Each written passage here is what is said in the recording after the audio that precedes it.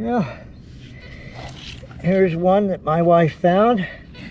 She says it rang up at an 82. There's the hole. You can see it's fairly shallow, maybe 4 inches. And it is a HYVIS Motor Oil coin, commemorative coin or token. Got some writing on the back, but yeah, those are awesome. Excellent find. Well done. Thank you.